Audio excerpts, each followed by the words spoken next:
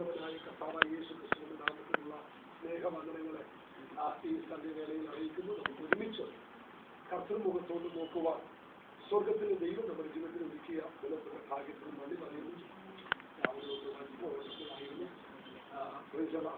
എങ്കിലും തക്ക സമയത്ത് എത്തിച്ചേരുവാൻ കർത്താവ് കൃപ ചെയ്യുന്ന ദൈവം തന്നെ നടത്തുന്ന മാനിക്കുന്ന വിധങ്ങളെ ഓർത്ത് ഞാൻ കർത്താവിന് നന്ദി പറയും. അവേ ചില സമയത്ത് നമ്മുടെ വേദനയുടെ ചില വേളകളിൽ നമ്മൾ പ്രാർത്ഥിക്കുമ്പോൾ അല്ലെങ്കിൽ നമ്മുടെ ദൈവസ്ഥനിൽ കരയുമ്പോൾ കർത്താവ് ഇതിനകത്തിൽ വിടുതലാക്കുമോ, ഇതിനകത്തിൽ വിടുതൽ ഉണ്ടാകുമോ എന്നൊക്കെ നമ്മൾ ചിന്തിക്കുന്ന ചില നാളുകളുണ്ട്. പക്ഷെ പിന്നീട് ദൈവം ചെയ്യുന്ന കാര്യങ്ങൾ നമ്മൾ സ്വപ്നം കാണുന്ന പോലെയാണ്. കാരണം അന്ന് ലാലിയാക്കിയുടെ കൊണ്ടുവരുന്ന സമയത്ത്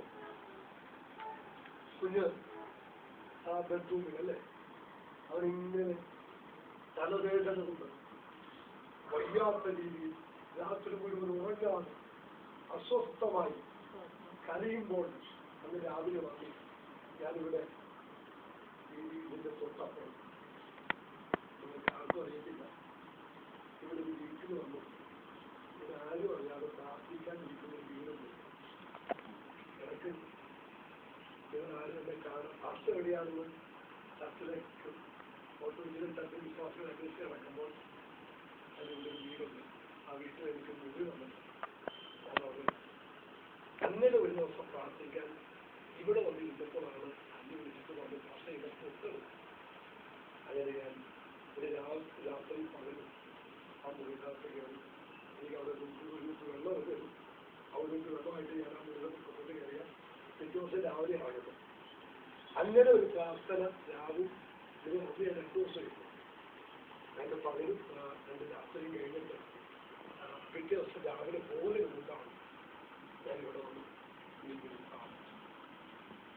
ഇന്ന് ആരോഗ്യത്തോടെ ഞങ്ങളെ നോക്കിയ ഗേറ്റിന്റെ അവിടെ നിന്ന് ഓടിച്ചാടി ഞങ്ങളുടെ ആ പാർക്കിങ്ങിന് വേണ്ടിയുള്ള കാര്യങ്ങൾ ചെയ്യുമ്പോൾ ഞാൻ നോക്കി കർത്താവ് നീ എത്ര നല്ലതാണ്. കഴിഞ്ഞ ഏതാനും ദിവസങ്ങൾക്ക് മുമ്പ് നമ്മുടെ ചർച്ചിലെ പടുകുത്തിയും പെരുമ്പടത്തിയും വരുന്ന ജോയിച്ചേട്ടന്റെ മോൻ വണ്ടി ആക്സിഡന്റിലായെന്ന് പറഞ്ഞു. ഞാൻ മെഡിക്കൽ ടെസ്റ്റ് ഹോസ്പിറ്റലിൽ ചെല്ലുമ്പോൾ ജോയിച്ചേട്ടൻ